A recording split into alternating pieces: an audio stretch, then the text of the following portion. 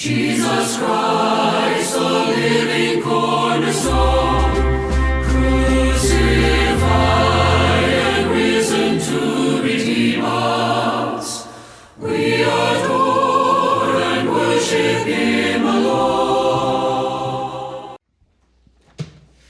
자, 오늘 우리 같이 함께 보실 하나님의 말씀 누가복음 11장 34절부터 36절까지 우리 함께 보도록 하겠습니다. 누가복음 11장 34절부터 36절까지 보겠습니다.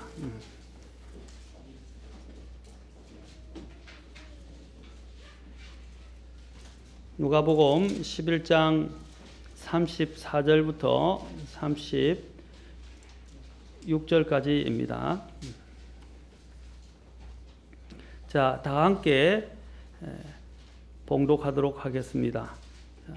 시작. 몸에 등불은 눈이니 그러므로 내 눈이 단이라면 내 온몸도 빛으로 가득하되 내 눈이 악하면 내 몸도 어둠으로 가득하니라. 그런즉 내 안에 있는 빛이 어둡게 되지 않도록 주의하라. 그러므로 내 온몸이 빛으로 가득하고 어두운 데가 없으면 등잔불이 밝게 빛나 내게 빛을 주는 때와 같이 전체가 빛으로 가득하리라 하시니라. 아멘. 기도하겠습니다. 하나님, 오늘 이 자리에 또한 하나님의 말씀을 또 준비하셨고 우리들에게 주님께서 성령을 통해서 먹이실 때에 우리의 마음을 열고 주의 말씀을 정말 소중하게 받아들이고 그 말씀 안에서 우리가 주님께 더 가까이 갈 수 있도록 도와주십시오. 주님, 우리에게 정말 이 빛을 주시고 우리의 전체가 밝아질 수 있도록 도와주시옵소서. 주님께 이 모든 것을 의탁하며 예수님의 귀한 존함을 받들어 기도합니다. 아멘. 앉으시겠습니다. 지난 주일에 이어서 우리는 단일하고 건강한 눈을 가져라 난 부분들에서 오늘 특별히 이 단일하고 건강한 눈을 가지지 못해서 눈 때문에 실패한 사람들에 대해서 우리가 살펴보겠습니다. 우리가 지난 시간에 눈의 중요성이 눈이 얼마나 중요한가, 영적 생활과 믿음 생활에서, 그 다음에 이 우리가 단일한 성경에서 눈이라고 이야기할 때 비둘기를 들어서 말씀을 드렸습니다. 그리고 비둘기는 한 번에 동시에 많은 것을 보지 못하고 한 번에 한 방향에 한 번에 한 가지만 본다라고 했습니다. 그리고 비둘기는 근시적인 눈을 갖고 있기 때문에 그래서 멀리 내다볼 수는 없어서 가까이 있는 것만 보게 된다는 것입니다. 그래서 또한 그들의 이런 비둘기 사랑 관계에 있어서도 가까이 있는 것을 굉장히 전적으로 의지해서 짝을 이루어 간다고 말씀을 드렸습니다. 그래서 성경은 바로 그러한 사실을 통해서 이 비둘기의 눈이 예수님과 또 예수님의 신부를 예표하는 솔로몬의 아가서에서 이미 그 신랑 되시는 예수님에 대해서도 비둘기 눈을 가졌다고 이야기하고 있고 그 신부에 대해서도 비둘기의 눈을 가진 것으로 비유하고 있다고 말씀드렸습니다. 그 이 비둘기의 눈에 비유한 이유는 그만큼 단일하고 순수하고 한 번에 한 가지만 생각하는 그런 사랑스러운 아름다운 눈에 대해서 말씀을 한 것입니다. 단일한 눈이라는 것은 단일한 마음에서 옵니다. 마음이 나눠지고요. 다른 것을 생각하게 되면 우리는 한 곳에 집중을 할 수 없게 됩니다. 성경의 야고보서에서도 두 마음을 품은 자들은 그렇죠? 항상 안정이 없다고 그랬습니다. 두 마음을 가진 사람이 안정이 없어요. 우리 그리스도인들의 삶에서 지향해야 될 게 뭐냐면 주일에 오면 주일에 예배 드릴 때는 하나님을 향한 마음이 있는데 평상시에 세상으로 돌아가면 이제는 그 마음이 세상이 주인이 되어버리고 세상에서 내가 섬기고 내가 좋아하는 것들이 주인이 되어버리고 우선순위가 바뀌어버린다는 것입니다. 그것을 우리가 보통 일명 썬데이 크리스찬이라고 이야기합니다. 평상시는 주님과 함께 살지도 않고 성경을 읽지도 않다가 이제 주일만 오면 성경을 잠깐 본문을 열어서 성경을 읽고 그 다음에 주일에만 믿음 생활을 제대로 하고 주일에만 열심히 하나님을 섬기다가 평상시에 자기 삶으로 돌아가면 가정생활이나 직장생활이나 개인생활들은 전혀 불신자와 다를 바 없는 모습으로 살아간다는 것입니다. 그것은 이중적인 삶입니다. 그리고 그의 마음은 주일만 비둘기 눈을 가진 게 아니고요. 우리는 평상시에도 이 비둘기와 같은 그런 마음으로 우리의 시선이 하나님께, 우리 주님께 고정이 되어야 할 것입니다. 우리가 일명 썬데이 크리스찬을 어떤 분들은 이렇게 일명 좀 약간 우스갯소리로 이야기할 때 우리나라 말을 빗대어서 우리나라의 어떤 이런 발음적인 것들을 빗대어서 어떤 분이 그렇게 설명하더라고요. 후뽕 크리스찬이다. 그래서 왜 후뽕이냐 하니까 평상시에는 이 성경을 집에 가서는 이렇게 보관해 두었다가 이제 주일날 올 때 되면 서가에서 그래서 이렇게 한다서 후뽕 한다는 거죠. 소리가 난다는 거죠. 아니, 이런 목사님들 사이에서 이제 이런 우스갯소리가 나올 정도로 이제 이 우리 그리스도인의 삶을 잘 말해주는 것입니다. 우리가 이런 후뽕, 곧 썬데이 크리스찬이 되어서는 안 됩니다. 우리는 오늘을 주일뿐 아니라 우리의 삶 전체가, 매 연속되어지는 삶 전체가 우리 주님과 더불어 함께 항상 주님과 교통하고 주님과 시선이 고정된 이런 삶을 살아야 합니다.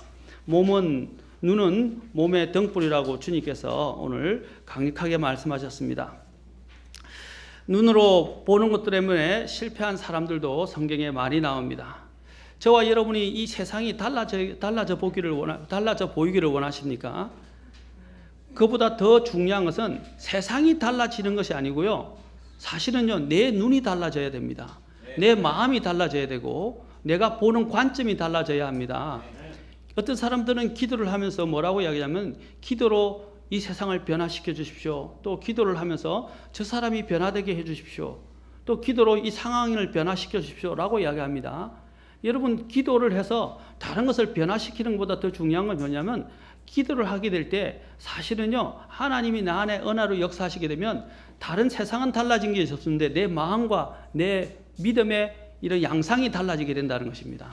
보는 관점이 달라지게 돼요. 이전에는 세상의 환경 중심으로 바라보고 사람 중심으로 바라보던 것이 기도를 함으로써 어떻게 됩니까? 하나님 중심으로 바뀌게 돼요. 그러니까 내 마음이 바뀌게 되고 내 믿음의 어떤 이런 바라보는 시각이 달라지게 되니까 어떻게 해요? 모든 것이 달라져 보이는 것이에요. 세상이 변한 건 없어요. 상황이 변화되지도 않았어요. 물론 나중에 상황과 세상이 변화될 수도 있어요. 그러나 그 전에 뭐가 변화됩니까? 내 마음이 달라져 버립니다. 그러면 어떻게 해요? 내 시각이 틀려지면 달라지는 거예요. 전에도 제가 자주 이야기했지만 물을 우리가 먹을 때 여기 보면 어떤 사람은 물이 만약에 반이 들었다고 생각합시다. 반이 들었더니 어떤 사람들은 물은 반밖에 없네? 라고 이야기하는 사람이 있어요. 그런데 어떤 사람들은 어떻게 해요? 아직도 반이나 남았네? 라고 이야기하는 사람들이 있습니다. 저는 긍정적인 시각을 말하는 게 아닙니다. 믿음도 똑같아요. 똑같은 사물을 보면서도 어떤 사람들은 부정적으로 보는 사람이 있고 어떤 사람들은 긍정적으로 본다는 것입니다. 우리가 이렇게 아까 기도를 통해서 제가 말씀드렸지만 우리가 주님을 가지고 믿음의 시각을 가진 사람들은요, 하나님의 시각에서 모든 걸 보기 때문에 하나님께 맡기면서 평안하고 안정된 삶을, 영적으로 안정된 삶을 살아갑니다. 우리 항상 집사님이 기도 제목을 같이 나눌 때 기도 제목의 첫 번째가 마음의 평안입니다. 요즘은 예전에는 다 아는 건데 마음의 평안이라는 기도 제목을 늘 내나 변함이 없어요. 근데 시간이 지나갈수록 그 기도 제목이 최고의 기도 제목 중에 하나인 것 같다라고 생각됩니다. 왜냐하면 마음이 평안해야 모든 것을 다 안정 가운데서 믿음의 생활들을 할 수가 있거든요. 마음의 평안이 깨어지면 어떻게 됩니까? 모든 것이 요동치기 시작합니다. 마음의 평안인 것은 하나님과의 관계를 말해주는 것입니다. 그리고 하나님이 주시는 그 믿음의 신뢰 가운데서 하나님의 시각으로 모든 것을 바라보는 것을 말하는 것입니다. 그래서 그 기도 제목이 참 정말 귀한 기도 제목이나 하는 것을 깨닫게 되었어요. 우리도 마찬가지로 사물을 바라볼 때 어떤 시각에서 바라볼 것인가 하는 것입니다. 그래서 하나님의 시각에서 우리가 이것을 바라봐야 됩니다. 오늘 우리가 살펴보게 될 이 눈으로 보는 것 때문에 실패한 사람들이 시각이 틀렸기 때문에 그들의 문제가 일어나게 된 것입니다. 우리는 먼저 무엇보다도 이 세상 앞에서 우리가 먼저 하나님 앞에서 다른 눈을 가지기 전에 가져야 될 하나의 자세가 있습니다. 시편 101편 3절에 보면 이런 말씀이 있습니다. 내가 사악한 것을 내 눈앞에 두지 아니하리이다. 내가 곁길로 가는 자들이 행하는 일을 미워하오니 그것이 내게 달라붙지 못하리이다. 사악한 것을 내 눈앞에 두지 아니하리이다. 그래서 사악한 것에서 비록 우리 안에 있는 이런 선정적이고 또 엄난하고 또 여러 가지 이런 것뿐 아니라 하나님이 기뻐하시지 않는 악한 자들이 행하는 이런 모의, 악한 자들이 또한 여러 가지 벌이고 있는 일들, 이런 모든 계획, 이런 모든 것들을 다 전부 포함되어 있는 것입니다. 그러한 사악한 것들을 내 목전에 두지 않겠다고 오늘 시편 기자가 이렇게 기도 가운데서 기도의 제목을 내는 것을 우리가 또한 우리 동일하게 우리도 이런 기도 제목에 따라 하나님 앞에 기도할 필요가 있습니다. 먼저 성경에 보면 이 눈으로 보는 것 때문에 실패한 사람들의 가장 첫 번째 인물은 바로 우리가 알고 있는 첫 번째 하나님께서 만드신 사람이었던 아담과 이브, 특히 이브였습니다. 이브가 밤에 유혹을 받아서 하나님이 만드신 선악과를 먼저 어떻게 했습니까? 보았습니다.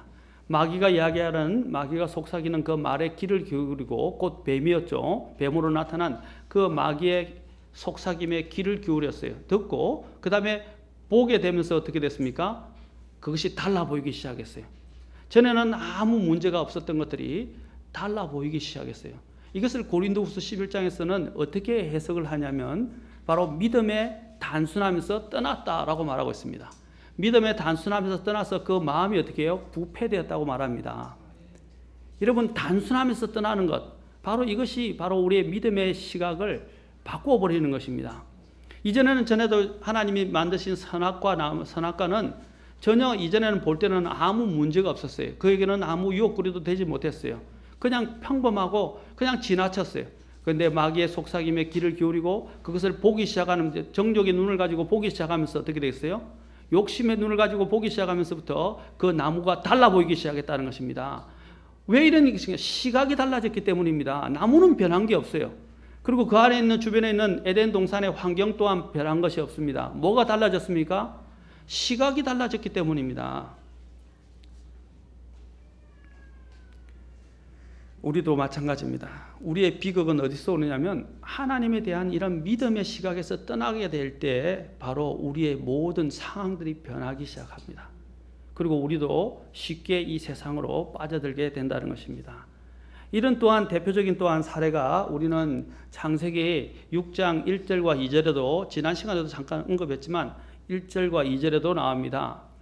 사람들이 지면에서 번성하기 시작하고 그들에게 딸이 태어나매 하나님의 아들들이 사람들의 딸들과 또 그들이 아름다운 것을 보고 자기들이 택한 모든 자를 아내로 삼으니라. 물론 이 구절은 여러 가지 해석이 분분하고 난해 구절이지만 이제 성경적으로 사실 또 고찰을 해보면, 여러분이 정확하게 있는 대로 고찰해 보면 이것은 셋의 후손과 가인의 후손이 아니에요.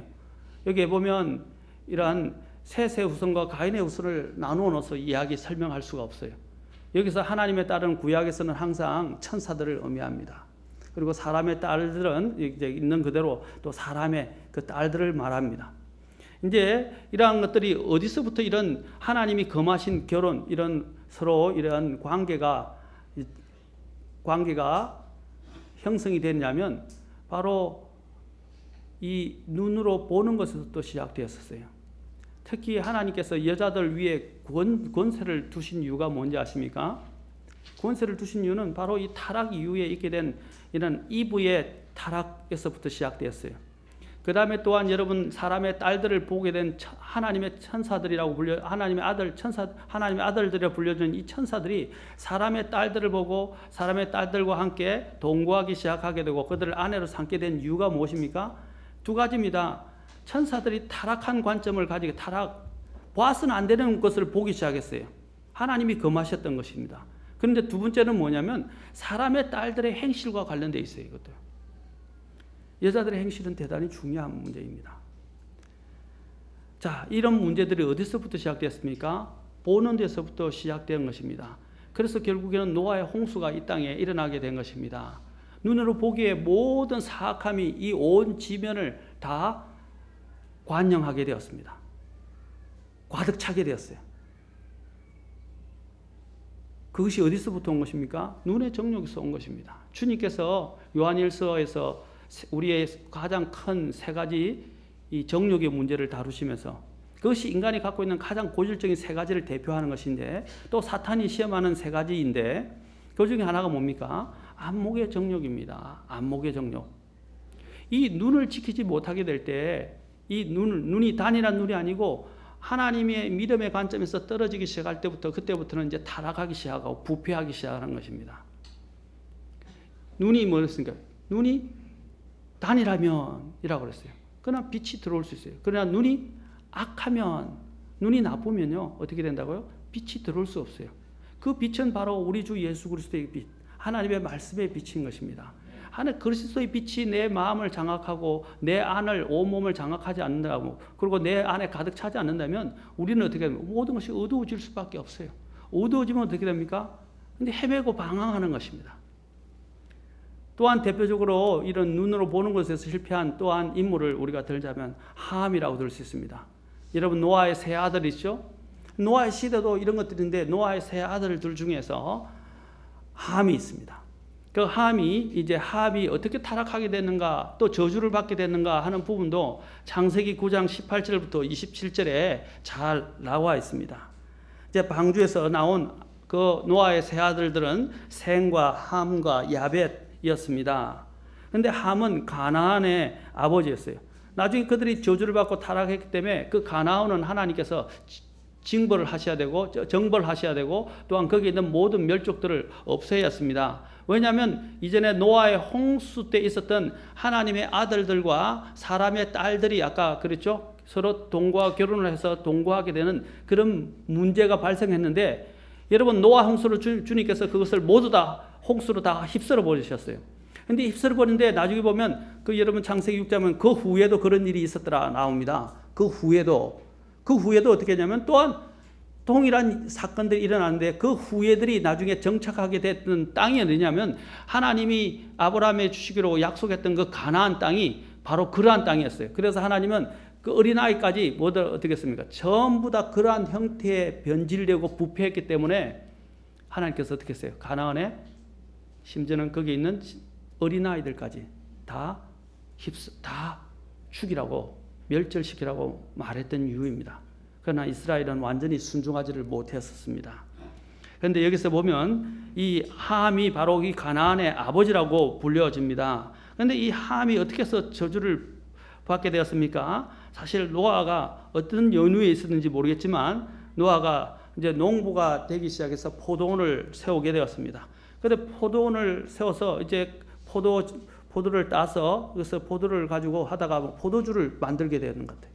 그래서 포도주를 만들어서 그 포도주를 마시고 취하게 되었습니다. 하나님은 술을 금하십니다. 그러나 어쨌든 간에 노아도 방심했는지 술을 만들어서 술을 마시게 되었습니다. 그리고 자기 장마가 돼서 술을 먹으니까 어떻게 해요? 술 먹은 사람은 아무것도 안 보이죠? 옷을 다 벗어 제껴버리고 벌거벗은 채 있게 되었습니다. 근데 그 가나안의 아버지라고 불려진 아버지가 된 조상이 된 그 함이 어떻게 해요? 자기 아버지 노아가 벌거벗은 모습을 보고 그 밖에 있던 두 형제들에게 말하고 난 다음에 이제 그런데 여기 보면 성경이 자세히 말하고 있지 않지만 어떤 좋지 못한 일들이 일어난 것은 사실인 것 같아요. 일단은 어떤 분들은 이것으로 인해서 이런 좋지 못한 관계가 여기서 벌어졌던 것으로 어떤 분들은 예측을 하기도 합니다. 그러나 성경은 말하고 있지만 중요한 것은 셈과 야벳은 옷을 취해서 자기 아버지의 그 부끄러운 모습을 보지 않고서 뒷걸음질해서 가서 그 옷으로 덮어줬는데 함은 어떻습니까? 그것을 보고 아무 조치도 취하지 아니하고 그리고 단지 자기 셈과 야벳에서 가서 이야기를 했다는 것입니다. 그래서 그 벌거벗은 부끄러운 모습을 보지 않았다는 것입니다. 함의 문제가 무엇입니까? 그가 보지 말아야 될 부분들을 그가 눈을 들고 뻔히 쳐다보았다는 것입니다. 우리의 이런 삶에서 일어나는 가장 큰 문제가 제가 눈이 우리에게 주는 영향이 크다 그랬죠. 우리가 보지 말아야 할 것들에 자꾸 시선을 주게 되면요. 그것에 의해서 우리의 영혼은 영향을 받게 되어 있습니다. 자, 우리가 보는 이 세상적인 물리적인 세상에서도 우리가 보게 되면 그 눈을 통해서 영향을 받는데 하물며 우리의 믿음의 눈, 우리의 영적인 눈 또한 마찬가지라는 것입니다. 우리가 가지지 말아야 할 시각을 가지게 될 때에 하나님께서 그 시각을 인해서 우리의 영혼들이 얼마나 잘 되거나 아니면 핍절될 수 있다는 사실들을 주님이 오늘 여기서 말씀해 주시는 것입니다. 또 이 눈으로 보는 것에 있어서 실패한 대표적인 사람이 또한 우리는 롯을 들 수 있을 것입니다. 창세기 13장에 보시면 아까 함은 창세기 9장에 나오지만 또 창세기 13장에 보면 롯이 이제 아브람과 갈라서게 되었을 때 아브람은 믿음으로 하나님 앞에서 결정을 하기로 작정을 했기 때문에 하나님이 주시겠다는 그 부분에 대해서 믿음으로 그는 기다리고 그 선택권을 먼저 롯에게 주었습니다. 이제 롯이 어떻게 했습니까? 자신이 선택권을 봤을 때 그도 믿음으로 결정하지 않고 그는 무엇으로 결정했습니까? 눈으로 보는 것에 의해서 결정을 했어요. 그래서 창세기 13장 10절에 보면 롯이 눈을 들어 요르단의 온 평야를 바라보니 너가 소알에 이를 때에 보듯이 그것이 모든 것에서 물이 잘 공급되었으며 주께서 소돔과 고모라를 멸망하시기 전이었으므로 주의 동상 같고 이집트 땅 같았더라. 그가 바라본 그 땅은 인간적인 눈에서 볼 때 또 인간적인 관점에서 볼 때는 무엇과 같았어요? 주의 동상과 같았고 이집트 땅 같았어요. 그래서 그를 매혹시키고 그를 시선을 끌고 그의 마음을 갖게 되고 그로 하여금 이런 결단을 하게 만들었던 것이 무엇입니까? 그의 눈이었어요. 그래서 요번 성경에서 롯이 눈을 들어서 라고 말하고 있습니다. 눈을 들어서 믿음의 눈을 가지지 않고 육신의 눈을 가지고 걸어갔던 것입니다. 고린도 후서에서 사도 바울이 뭐라고 그랬습니까? 우리는 보는 것에 의해서 걷지 아니하고 믿음으로 걷는다라고 말했습니다. 우리는 보는 것에 의해서 걷는 사람들 아니에요. 여러분 자꾸 보이는 것에 의해서 모든 것을 설명하려고 하지 마세요. 많은 사람들이 믿음에서 영적 전쟁에서 특히 사탄에게 패배하는 이유가 뭔지 아십니까? 눈에 보이는 것을 가지고 모든 것을 판단의 근거로 삼는 거예요. 내가 보는 눈이 틀릴 수 있어요.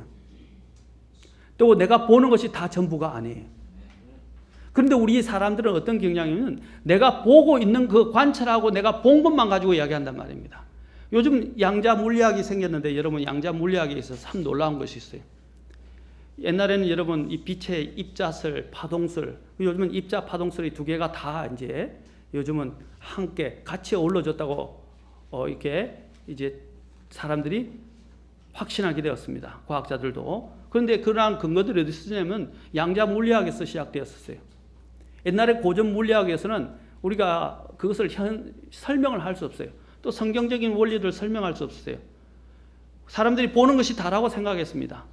그러나 그 보는 것이 다니까 보는 것은 보이지 않는 것들에 의해서 만들어진 것이고 또 보는 것들이 다 전부가 아니고 보이지 않는 것들이 또한 그 안에 존재한다는 것을 알아야 되는데 그것이 오늘날 이 양자 물리학이 그것을 설명했어요. 그래서 양자 물리학을 보면요. 뭐냐면 우리가 한 가지를 보고 있지만 보는 것은 관찰자가 보고 있을 때 그것이 마치 그것에 정지해 있고 그것이 그 자리에서 우리 눈에 들어와서 물체가 딱 그런 것처럼 보이는 거예요. 그러나 관찰자가 보지 않는 때는요. 이것이 어떻게 되냐면 그것이 움직여서 동시에 다발적으로 여러 곳에 한 곳에 다 그것이 동시에 존재한다는 거예요. 내가 보는 순간 예를 들면 제가 한 목사님 지금 보고 있다고 생각합시다. 한 목사님 보는 순간 한 목사님이 존재하는데 제가 시선을 떼는 순간 한 목사님 자체로 존재하지 않는 거예요. 동시다발적으로 온 곳에 존재한단 말입니다. 제가 지금 이야기하는 양자 물리학을 설명하려고 그러는 것이 아니라 우리가 보는 것을 가지고 그것을 사람들을 규정하고 그것을 가지고 그것을 전부라고 생각하기 쉽다는 것입니다. 그러나 보는 것이 모든 것을 전부를 만들어주지 않습니다. 우리가 되면 우리의 편협된 시각을 가지고 고정하게 될 때 그렇게밖에 안 보인다는 거예요. 우리가 이런 사람과의 관계 속에서 어떤 사물을 볼 때 우리는 자꾸 내가 가지고 있는 선입견, 편견 또 내가 가지고 있는 그 편협된 시각을 가지고 바라보기 시작하면 모든 것이 그렇게 보여요. 그러나 우리가 그것이 아니라 더 열려있고 또 하나님이 주시는 마음을 가지고 보게 되면 믿음의 눈을 보게 되면 그런 문제가 아무것도 아니에요. 전혀 다른 방향에서 볼 수 있다는 것입니다. 제가 어제 우리 청년들하고 식사를 하면서 청년들하고 나눴던 이야기가 한 가지 있어요. 우리 항상 제가 한 청년에게 같이 있으면서 이야기하는데 다른 사람의 관점에서 다른 사람의 마음의 입장에서 이해를 하면 다른 사람들을 더 잘 이해한다는 겁니다. 이제 우리가 볼 때 어떤 사람의 문제에 대해서 저 사람은 왜 저럴까라고 생각을 하지만 내가 이제 그 사람의 입장에 돌아가서 생각을 하게 되면 그 사람의 마음이 저럴 수밖에 없었구나 하고 공감하는 능력이 생긴다는 것입니다. 우리가 이런 공감하는 능력이 사실 많이 부족한 사람들이 많이 있어요. 제가 말씀드린 것은 내가 보고 있는 방법에 그거에 의해서 우리가 자극을 받고 보고 있는 것에 의해서 너무 지나치게 영향을 받지 말아야 되고 우리가 그 보는 것들을 그냥 보는 것에 의해서만 움직이는 게 아니라 믿음의 시각을 가지고 바라보게 되면 모든 것이 달라 보이기 시작한다는 것을 제가 말씀드리는 것입니다. 이게 눈으로 인해서 실패한 사람들이 자신이 그냥 본 그것에 의해서만 움직여지게 됐다는 것입니다. 롯 같은 경우도 아까도 말씀드렸죠. 요르단의 온 평야를 보니까 그 평야가 물도 잘 공급되고 주의 동산 같고 이집트의 땅 같았다고 말하고 있습니다. 그래 그것에서 자극이 돼서 그가 결국 인생의 앞으로 나아갈 길들을 그렇게 확정시켜 버린 것입니다. 사람들이 이렇게 자기가 생각하면서 보는 것들이 그 사람을 그렇게 만들어 버립니다. 잠언 23장에서 말해요. 그 사람의 마음이 그러한즉 그 사람도 그러하다 그랬어요. 그 사람의 마음이 그러한즉 그러니까 온통 그 사람이 마음의 눈이 어디를 향하고 있는가에 따라서 내 보물이 있는 곳에 주님이 뭐라고 그랬어요? 내 마음도 거기 있다고 그랬어요. 그가 향하고 있는 것에 따라서 어떻게 해요? 그 사람의 삶의 모든 것들이 다 그 안에 반영이 되어 버리는 것입니다. 그것은 무엇을 이야기합니까? 이게 자신의 어떤 편협한 자신의 시각으로 인해서 눈이 어두워진 것입니다. 주님의 빛이 그 안에 들어가지 못하는 것입니다.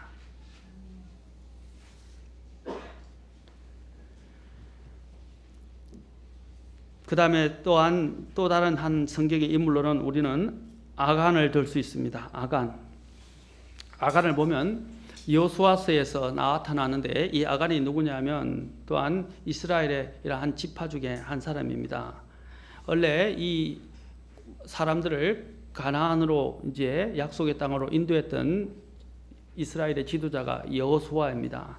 여호수아서 6장 17절에 보면 여호수아가 하나님의 명령을 받아서 이제 그 가나안을 정벌을 하면서 도시와 그 안에 있는 모든 물건은 주께 저주받을 터이나 오직 창녀 라합과 그녀와 함께 있는 모든 자는 살리니 우리가 보낸 사자들을 그녀가 숨겼느니라. 너희는 반드시 저주받은 물건으로부터 너희 자신을 멀리하라. 너희가 저주받은 물건 중에서 취하여 너희 자신을 저주받게 하며 또 이스라엘 진영을 저주거리로 만들고 괴롭게 할까 염려하노라 라고 6장 17절 18절에서 여호수아가 명령을 했습니다. 그래서 저주받은 물건을 취하지 말라 그랬어요. 그런데 여호수아서 7장으로 가면 7장 18절에 이제 나중에 이 전쟁에서 그들이 패하게 됩니다. 그들은 여리고성은 점령을 했는데 자그마한 아이성에서 패배를 하게 돼요. 그 패배하게 된 이유가 뭐냐? 바로 이 아간의 하나의 작은 죄 때문입니다. 여러분 여리고성은요 난공불락이었어요. 그것은 절대로 무너뜨릴 수 없는 것이에요. 그러나 하나님의 기적적인 역사로 그들이 하나님께 기도하고 하나님께 순종을 했을 때 하나님께서 그 난공불락의 그 요새를 하나님께서 완전히 무너뜨리셨어요.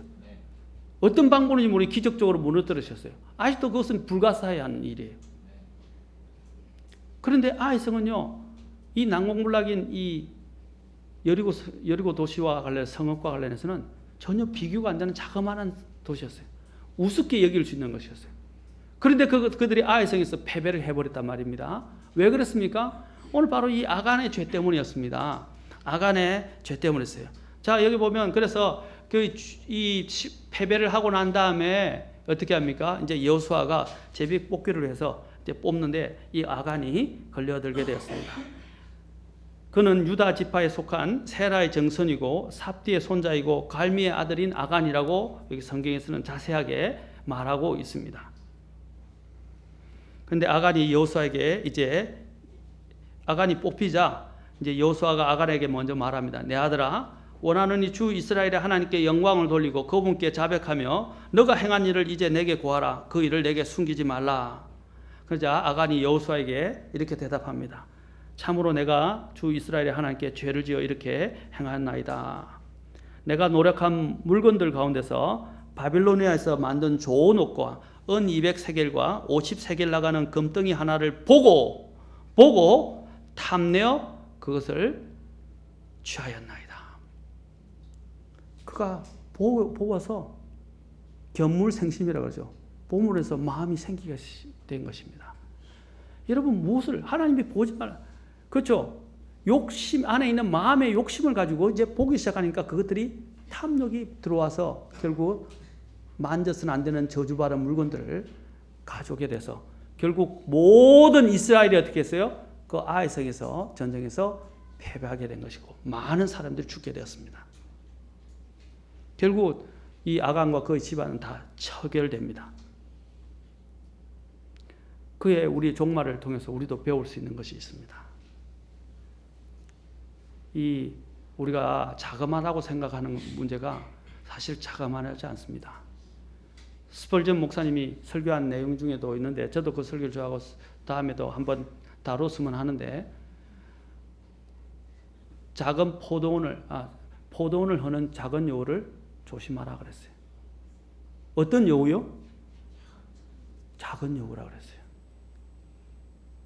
우리는 작은 여우가 아무것도 문제가 포도원에 대해서 문제가 아닐 거라고 생각합니다. 다음에 이거 여러분 알아보면 재밌습니다. 이 포도원 전체를 망쳐버려요. 큰 여우가 망치는 게 아니라 작은 새끼 여우가.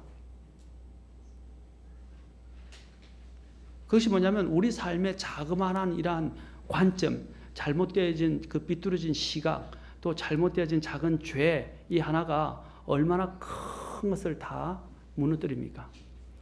작은 누룩이 온 빵덩어리를 다 부풀게 한다고 그랬습니다. 여러분의 자그마한 시각, 한 가지 잘못되어진 그 시각 하나가 여러분의 삶을 통째로 무너뜨릴 수 있다는 것입니다.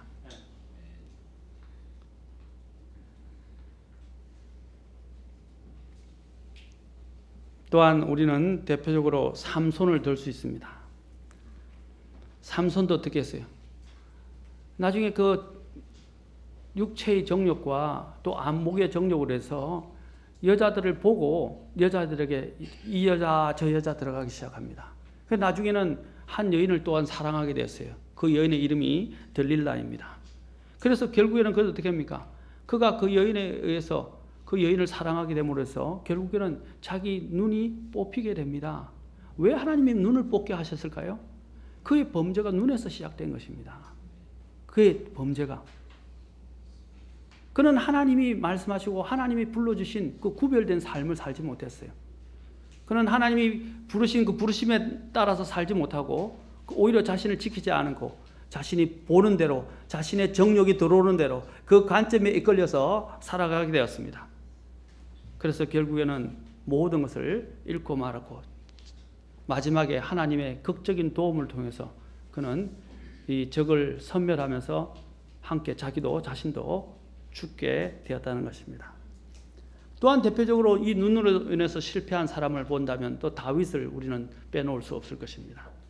사무엘하 11장 2절에 보면 이제 이스라엘이 전쟁 중에 있었을 때에 그렇죠? 그가 이제 전쟁에 나가는데 그는 전쟁 중에 있었는데 그가 사실은 이 전쟁 중에서 어떻게 이 전쟁에 나간 군사들을 생각하면서 자기 자신이 그 전쟁과 관련해서 하나님께 기도하고 또 하나님 앞에 자기 신을 지켜야 했었는데 그게 어떠냐면 다른 사람들은 전쟁에 나서 그렇게 큰 싸움을 피를 흘려가면서 고된 싸움을 하고 있는데 그는 한가하게 해가지고 달빛이 너무 아름다우니까 마음에 헛바람이 들어와서 이제 궁전의 위에 거닐다가 어떻게 했어요? 침상에 일어서 왕의 자기의 그 궁전의 지붕 위를 거닐게 되었습니다.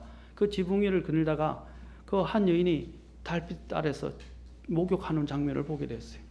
그 여인이 보기에 매우 아름다웠다라고 되어 있어요. 보기에 매우 아름다웠다.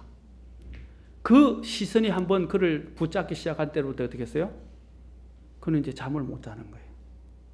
잠을 못 자면서 늘 뭘 품고 있습니까? 그 우리의 아내의 바세바를 항상 마음에 품고 있어요. 그래서 어떻게 해요? 바세바를 불러들이게 되고 또 바세바와 함께 동침하게 되고 심지어는 그 아이를 가지게 된 것들로 인해서 자신의 이런 죄가 드러날까 싶어서 결국에는 우리아를 전쟁터에 보내서 그렇죠? 최전선에 보내서 그를 죽게 하고 살인까지 서슴없이 저지르고 말았습니다. 자 보십시오. 이런 위대한 하나님의 인물 또한 어떻게 해요? 자그마한 한 시각, 그 보는 것에 비뚤어진 그 시각으로 인해서, 그 정욕적인 시각으로 해서 그가 하나님 앞에 큰 죄를 범하게 되었던 것입니다. 여러분, 이 시각, 무엇을 보느냐 하는 문제는 중요한 것입니다. 사울도 마찬가지입니다. 아말렉과의 전쟁에서 그는 어떻게 했습니까? 하나님이 취하지 말라는 것들, 그런 취하지 말라는 그 물건들을, 그것을 좋은 것을 보고 어떻게 해요? 하나님께 이것을 하나님께 희생으로 드리면 되겠다라고 그가 뭐를 했습니까? 명분은 좋은 명분을 가졌어요. 하나님께 희생을 드리겠다는 거예요. 근데 하나님께서는 뭐라고 말씀하셨어요? 다 멸절하고 하나도 취하지 말라고 하셨어요. 근데 그는 뭐냐면 하나님의 말씀에 귀를 기울이지 않고 그가 생각하고 있는 그 시각, 이것을 보니까 하나님께 좋은 것들을, 이렇게 살진 것들을, 아주 건강한 것들을 가져다가 하나님께 희생을 드리면 얼마나 좋을까? 그게 꽂혀서 어떻게 해요? 하나님이 가져오지 말라는 그 물건을 그가 전리물로 갖고 오게 되었어요. 그래서 하나님의 진노가 임하게 되었습니다. 하나님이 그의 왕국과 그의 모든 것을 버리게 되었습니다. 바로 그가 보고 마음이 빼앗긴 것입니다. 우리도 그래요. 어떤 사람들은 그럽니다. 어떤 사람들은 이렇게 이야기합니다. 내라면 그렇게 안 해. 내라면 그렇게 안 하려고요. 전에도 말씀드렸지만 그게 이스라엘 백성들이 했던 말이에요. 내가 대언자, 옛날 우리 조상 대언자들이 있던 그 시대, 대언자들이 있던 그 시대에 내가 있었더라면 그 대언자들을 돌로 쳐 죽이지 않았을 거라고 이야기합니다. 우리는 쉽게 이렇게 이야기합니다. 내가 저 자리에 있었더라면, 내가 저 사람의 위치라면 나는 저렇게 안 해.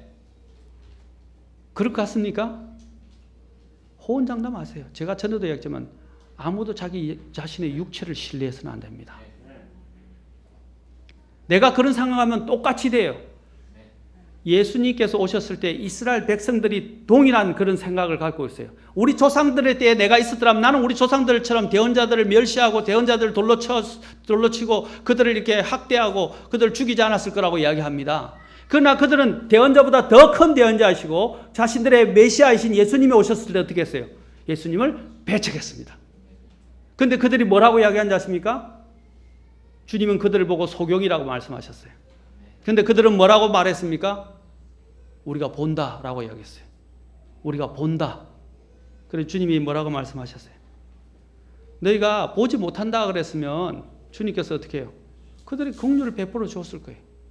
그런데 그들이 뭐라고 이야기한 것입니까? 보지도 못하면서 본다고 이야기하기 때문에 너희가 죄 가운데 죽으리라고 말씀하셨어요. 너희가 죄 가운데 여전히 있게 될 것이라고 말씀하셨어요. 주님이 말씀하실 때 우리는 주님의 말씀에 귀를 기울여야 돼요. 그런데 우리는 어떻게 하냐면 주님이 말씀하신 건 아는 거 자꾸 내 생각만 하는 거예요. 여러분, 믿음이라는 것은 하나님의 말씀 자체에 내 자신을 맡기는 것이지 내 자신의 확신에 내 자신을 맡기는 게 아니에요.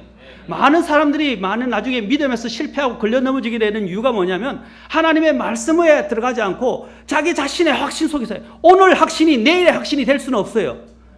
그것은 내 육신의 생각이에요. 많은 사람들은 나는 지금 믿음이 좋기 때문에 내일 어떤 일이 일어나도 어떤 유혹이 다가온다 할지라도 나는 그렇지 않을 거라고. 천만의 말씀이요. 나는 항상 하나님 앞에 엎드려야 돼요. 그냥 하나님이 뭐라 해요? 말씀만 붙들고 가는 거예요. 근데 많은 사람들이, 저는 호언장담하는 사람들을 많이 봤어요. 목사님이 어떤 때는 상담할 때 이럽니다. 형제님, 자매님, 이런 부분은 이렇게 하면 안 됩니다. 그게 이렇게 하지 마십시오. 이렇게 하면 나중에 반드시 실패합니다. 그러니까 그 형제님의 자매님들이 자주 이런 말해요. 저는 믿음이 있습니다. 저는 괜찮습니다. 저는 그런 하나님이 주신 확신이 있기 때문에 저는 문제 없습니다. 그런데 그 상황이 딱 주어지니까 어떻게 되지 않습니까? 결국에는 믿음에서 떠나더라고요. 저는 수많은 사람들을 상담하면서 또 많이 보았었어요. 목회자들은 하나님 주신 영적인 통찰력이 있어요. 하나님이 그 주신 눈으로 앞으로 이 사람들이 이러한 부분으로 이렇게 선택하게 되거나 이러한 방향을 결정하게 되면 어떤 식으로 타락하게 되거나 하나님께서 믿음에서 떨어지게 될 것인 걸 눈에 보여요. 그래서 조언을 해주는데 조언을 안 들어요. 많은 사람들이 조언하는데 목회자들의 마음을 아프게 하는 게 뭔지 아십니까? 자신들이 다 결정해놓고 와서 목사님한테 통보를 해요. 그것도 하나님이 기뻐하시는 방법이 아닌데. 목사님한테 와서 먼저 물어보면 안 됩니까?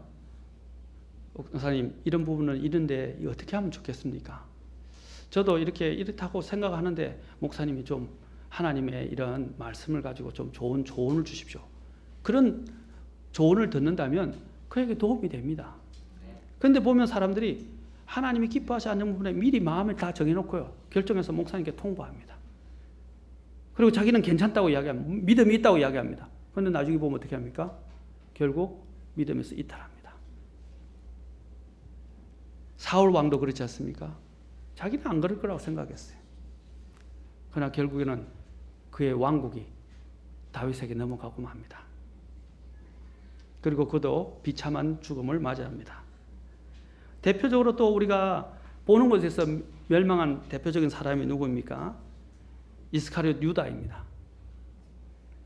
가룟 출신의 유다입니다. 이 가룟 유다는 3년 동안 예수님과 함께 했고 또 주님께서 행하신 수많은 기적들을 보았고 또 주님의 그런 권능들을 또 목격하면서 함께 했었습니다. 그리고 하나님 주님께서 말씀하신 그 귀한 말씀을 다 들었어요. 여러분, 예수님께도 배반한 사람들이 있었습니다.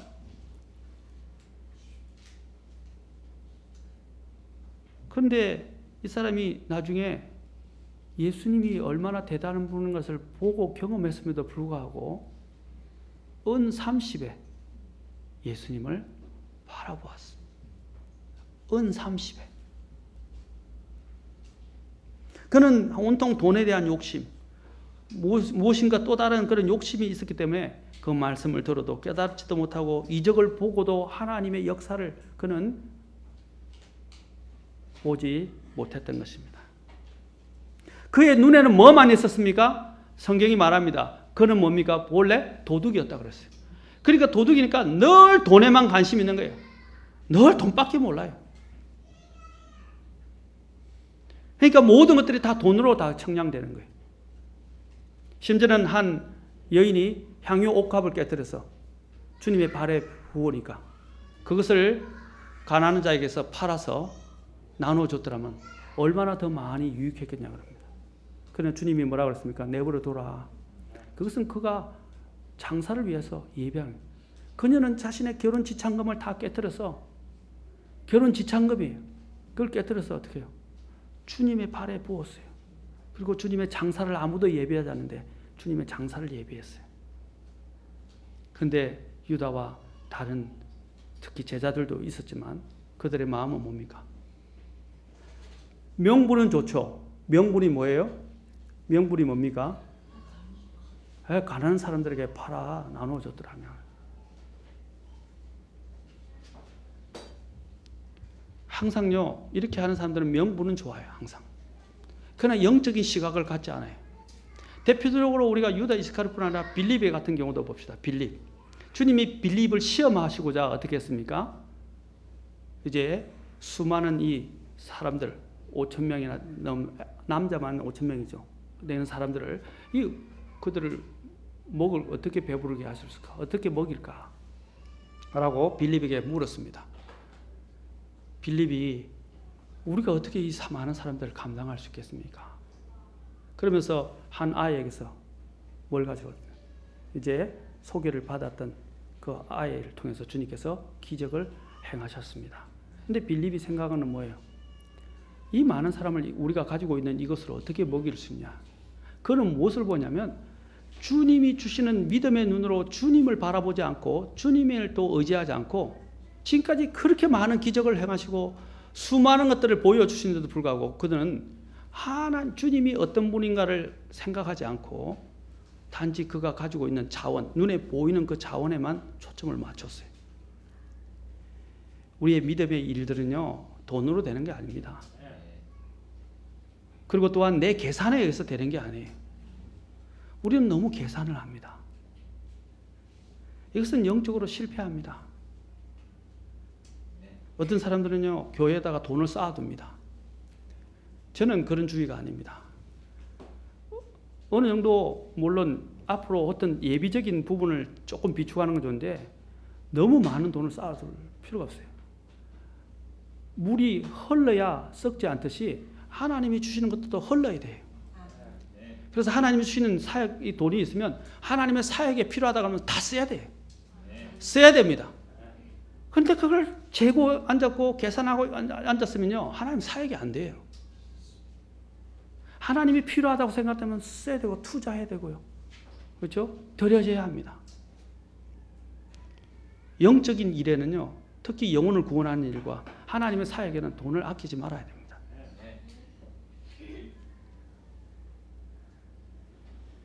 여기 보면 아까도 우리가 살펴본 욕심에 눈이 어두운 사람, 질투에 눈이 어두운 사람, 돈에 눈이 어두운 사람, 또 잘못된 경험에 집착한 사람들, 이런 사람들은 바른 시각을 갖고 있지 못합니다. 특별히 걱정과 근심에 매여 있는 사람들, 전혀 바르게 볼 수가 없습니다. 그들은 하나님이 주시는 이 세상을 믿음의 시각으로 바라보지 못합니다. 고든 것을 굳게 보지 못하는 것입니다. 그래서 사시의 눈을 가진 사람들은 아무리 보려고 해도 그 시각 자체가 안 돼요. 또 난시 같은 경우도 마찬가지예요. 사물들이 이렇게 흐려 보이고 이렇게 흩어져 보이는 것입니다. 왜 그렇습니까? 시각이 잘못되어 있어요. 그렇죠? 그러나 온전한 시각을 가지다면 어떻게 해요? 하나 바르게 보일 것입니다. 마찬가지입니다. 우리가 하나님이 주신 것들을, 고든 것들을 곱게 보지 못하는 것은 그 시력에 문제가 있는 것입니다. 우리도 마찬가지예요. 하나님이 주신 것들을 하나님의 관점에서 보지 못하는 것은 우리의 영적인 시력에 문제가 생긴 것을 말하는 것입니다. 저와 여러분의 눈 속에는 무엇이 있습니까? 사람은 자신이 보고 싶은 것이 보이게 마련입니다. 예를 들어서 저와 여러분이 어떤 사진을 보면 자신의 얼굴을 제일 먼저 찾을 수 있습니다. 그리고 자신이 아는 사람의 얼굴들이 눈에 들어옵니다. 나머지 사람들은 다 배경으로 느껴져요. 자, 그렇지 않습니까? 제일 먼저 자신이 보고 싶은 거 딱 본다 이 말이죠. 근데 다른 사람들은 눈에 안 들어와요. 맞습니까? 책을 읽어도 마찬가지입니다. 자신이 아는 이야기는 훨씬 눈에 잘 들어옵니다. 저도 책방에 가서 책을 볼 때 제일 먼저 뭘 보냐면요, 제목을 보고 그 다음에는 뭘 보냐면 그 제목과 함께 내가 관심 있는 거잖아요.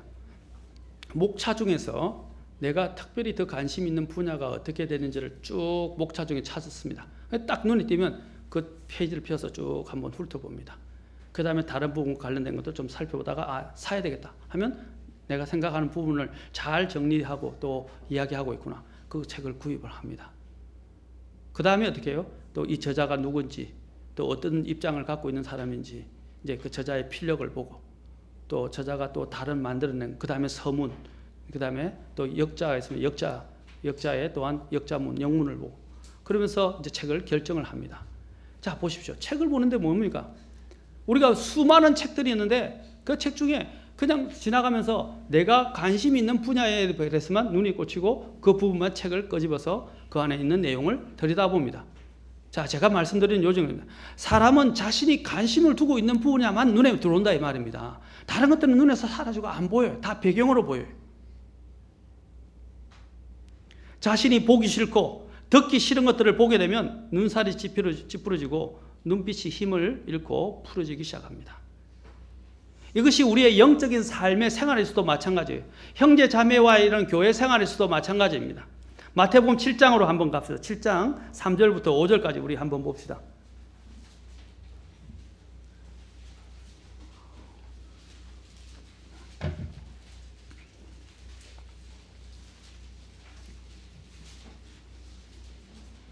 마태복음 7장 3절부터 5절까지.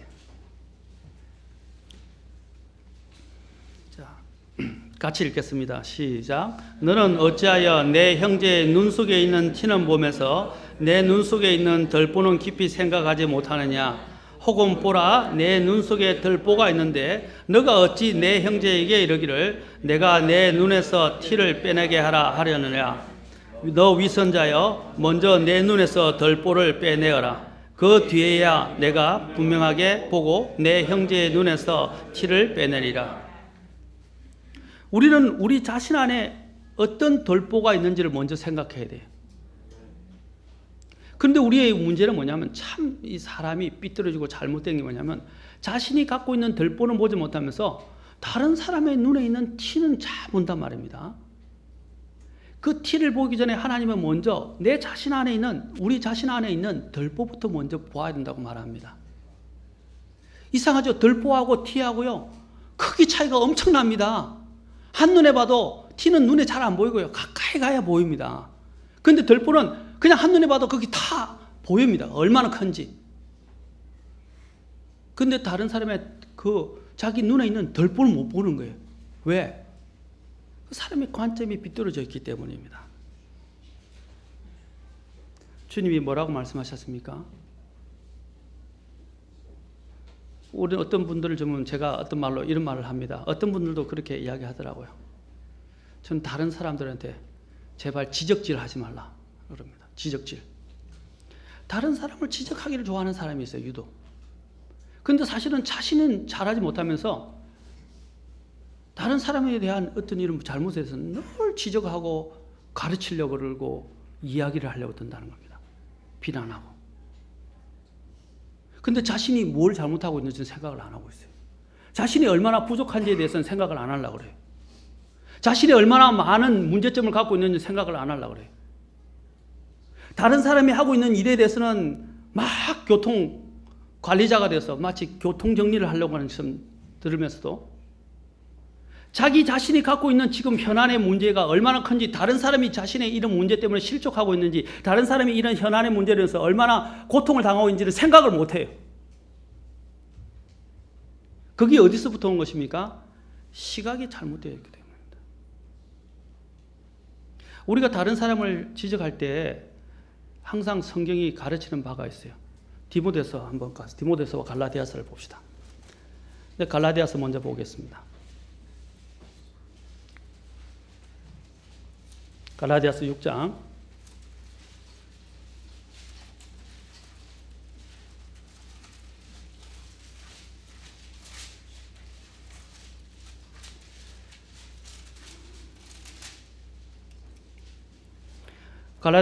1절 보세요. 뭐라고 그랬어요? 형제들아, 만일 어떤 사람이 잘못에 빠지거든, 자, 첫째 어떻게 하라고 했어요?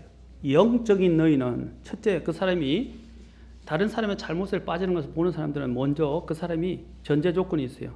영적인 너희는, 그 다음에 두 번째로 온유의 영으로 그러한 자를 회복시키고, 그 다음에 세 번째로 뭐라, 내 자신을 살펴와 너도 시험에 들지 않게 하라. 이게 바로 영적인 자세를 취하는 사람들의 모습입니다.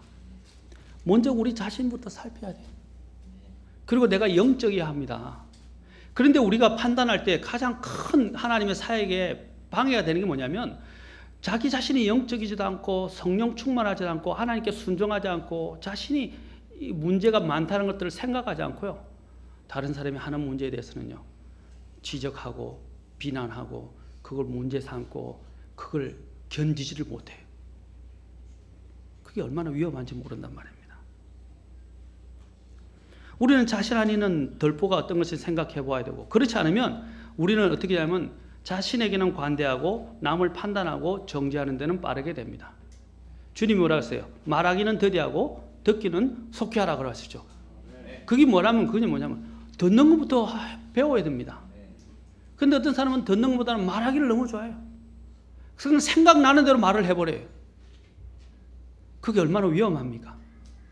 생각을 검증을 해야 돼요. 그리고 자신이 보는 것이 아까도 말씀드린 전부가 아니라는 거예요. 우리가 법정에서도 재판을 할 때 그 사람의 어떻게 합니까? 과정, 그 사람의 동기, 그 사람의 지금 있었던 그런 주변 상황들을 어떻게 정상 참작한다고 그러면 참작합니다. 맞습니까? 그래서 법정에서 구형을 할 때 그것을 참작을 한 다음에 거기서 구형을 내립니다. 마찬가지입니다. 우리가 할 때 내가 보고 있는 것이 다가 아니에요. 그 사람의 있었던 상황과 동기와 내용. 근데 내가 한번 다른 사람의 동기를 점검해 보셨습니까? 점검 봐야 돼요. 절대 진리의 문제가 아니라면 내 관점에 반드시 다 옳은 게 아니에요. 사람마다 다 보는 시각이 틀려요. 아까도 말씀드린 물을 하나 보는 것도 물이 반 남았나는 사람이 있는 반면 물이 아직도 많이 남았나는 사람이 있다고요. 사람마다 보는 것이 다 달라요. 이 꽃을, 여기 있는 꽃을 보더라도 어떤 사람이 이 파란 꽃을 먼저 보는 사람이 있는 반면 어떤 사람은 여기 있는 초록꽃을 먼저 본단 말입니다. 연두색. 어떤 사람은 또 붉은 꽃을 먼저 봐요. 또 어떤 사람은 전체를 봐요. 어떤 사람은 여기 있는 한 부분만 봐요. 어떤 사람은 구도를 봐요. 어떤 사람은 여기가 이빨이 하나 봐요. 똑같은 것을 보고도 사람마다 다 보는 것이 다 달라요. 그러면 어떻게 조화를 이룰 수 있습니까? 내 관점이 절대 진리의 문제가 아니라면 우리는 다른 사람과 함께 볼 때에 이 시각의 관점을, 어떤 때는 내 시각의 관점을 내려놓을 필요가 있습니다. 로마서 14장 13절 봅시다. 여기 보면 또 이렇게 말씀하십니다. 그런즉 우리는 다시는 서로를 판단하지 말고 도리어 이것 즉 아무도 자기 형제의 길에 걸림돌이나 넘어질 기회를 두지 않은 것을 판단할지니라. 내가 다른 사람에게 넘어질 것을 주지 않느냐 하는 것들로 판단거리를 삼으라고 말씀하십니다. 서로 판단하지 말라. 자, 고린도전서 4장 4절부터 또 5절도 한번 봅시다. 고린도전서 4장 4절.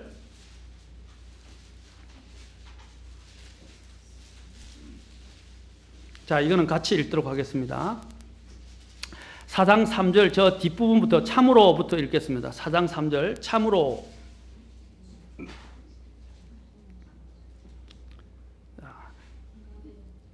아니요, 고린도전서 4장 3절.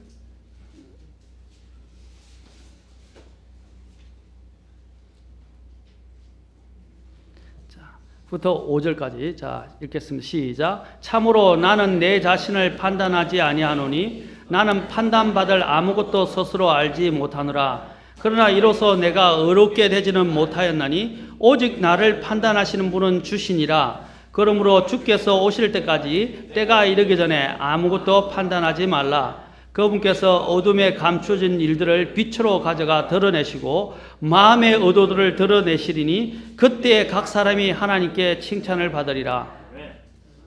판단은 어디서 오는 것입니까? 여기서 판단은 심판의 판단입니다. 그 심판은 누구로부터 오는 겁니까? 주님께로부터. 주님이 하실 일입니다. 우리가 다른 사람의 마음에까지 들어가요. 너무. 그래서 다른 사람의 마음까지 내가 다 저울질합니다. 그건 아닙니다. 그 나중에 그 문제를 심판하고 규정하실 분은 규명하신 주님이에요. 우리가 아까도 말씀드렸죠. 겉으로 드러난 것이 그 동기까지 다 드러난 건 아니에요. 드러나는 현상만 가지고 그 모든 것을 우리가 규명할 수고 또 규정 지을 수는 없어요. 그 배면에 어떤 것들의 동기가 있는지 또 어떤 다른 상황이 있는지 다르단 말입니다. 회사에서도 보면 회사 CEO가 보는 관점과 일개 사원이 보는 관점이 달라요. CEO는 한꺼번에 모든 것을 생각해야 됩니다.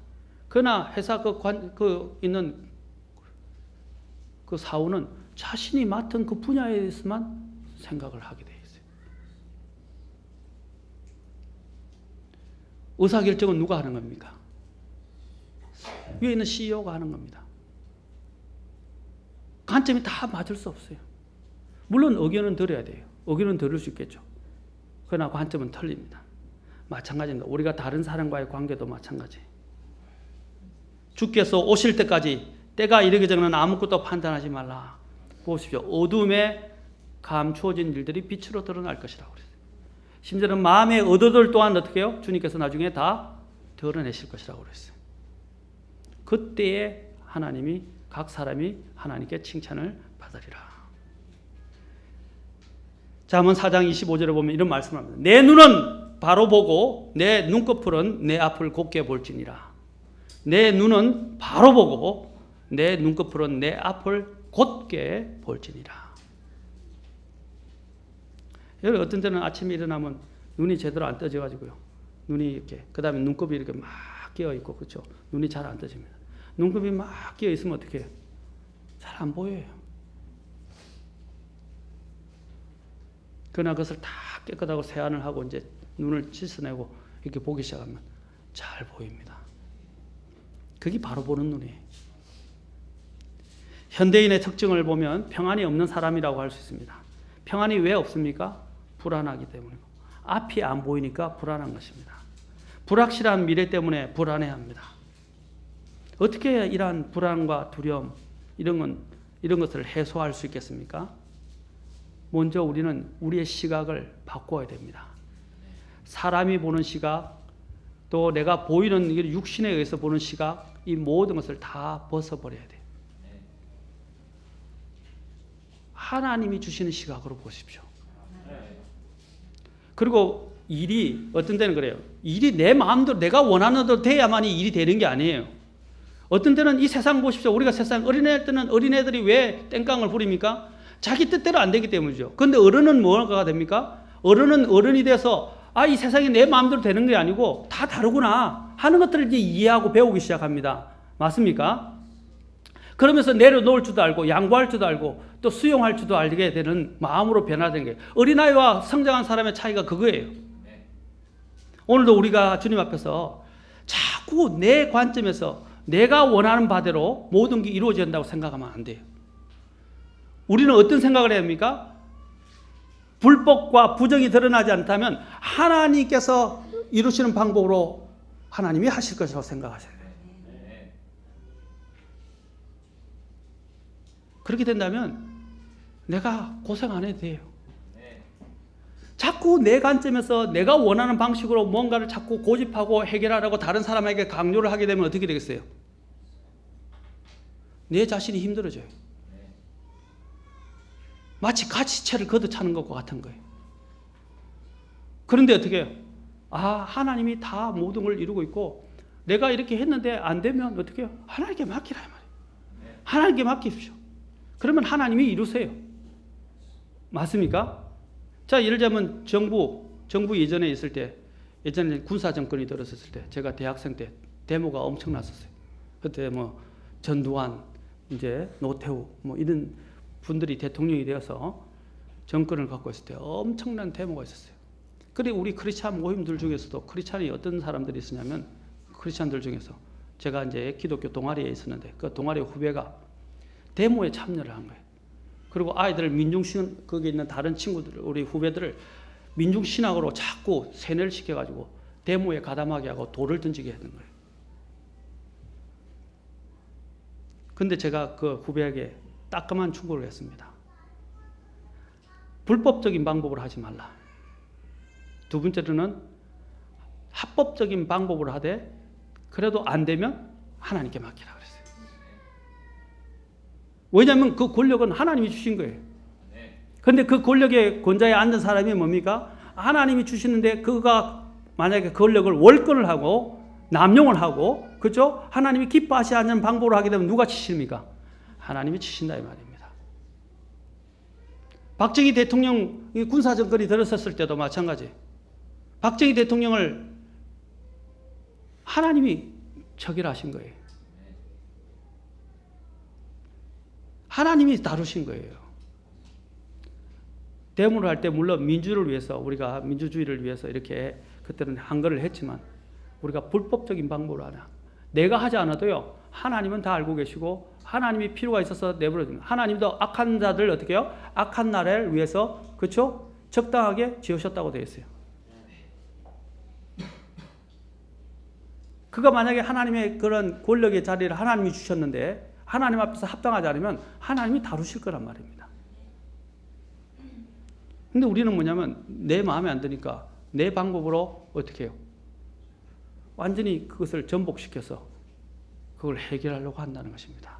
세상 사람들은 그런 방식으로 살아가지만 그리스도인들은 그런 방식으로 살아가면 안 돼요.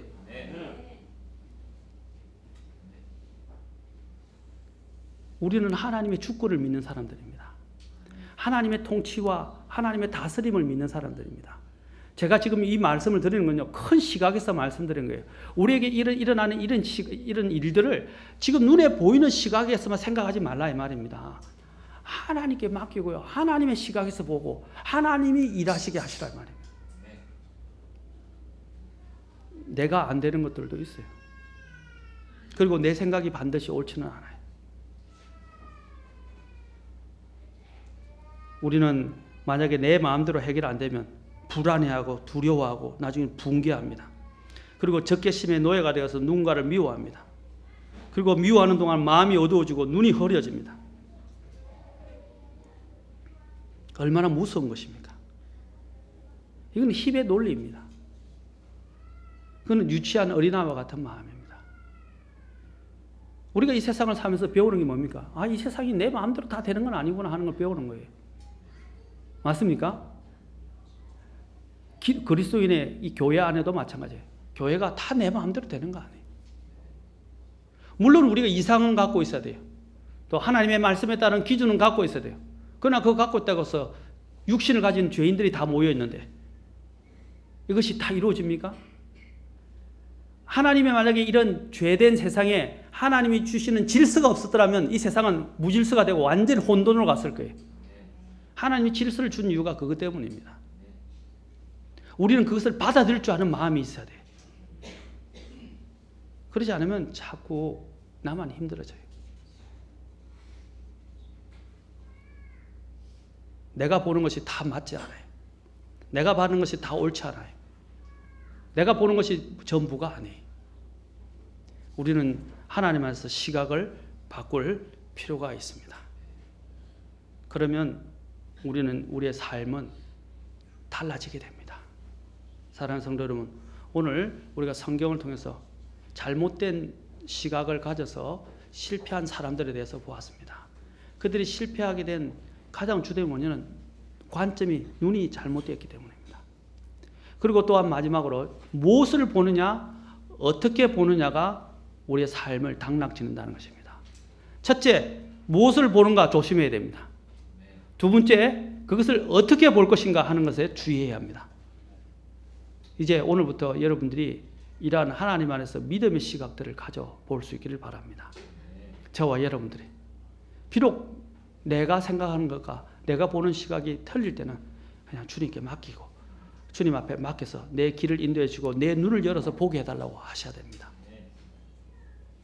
하나님께서 엘리사의 종의 눈을 열어서 그가 보지 못하는 수많은 천사의 무리들을 보게 하신 것처럼 하나님께 주여 우리의 눈을 열어주십시오.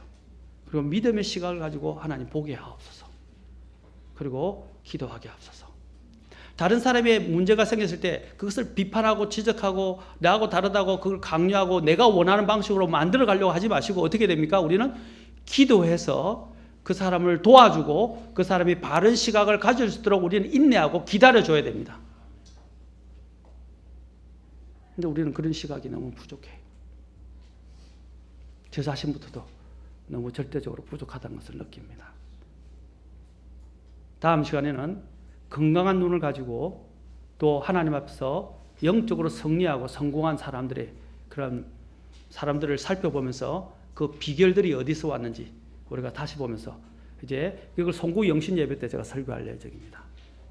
송구 영신 때 하고 내년부터는 새롭게 이제 새 설교를 이제 준비하면서 시리즈로 나갈 예정입니다. 이번 송구 영신 때 보셔서 어떤 믿음, 어떤 눈을 가지고 그들이 하나님 앞에서 영적인 승리를 가져왔는지, 그들이 가진 시각은 어떤 시각이었는지 한번 우리 같이 한번 살펴보면서 내년을 준비하는 마지막 한 해의 마무리가 되었으면 좋겠습니다. 기도하시겠습니다.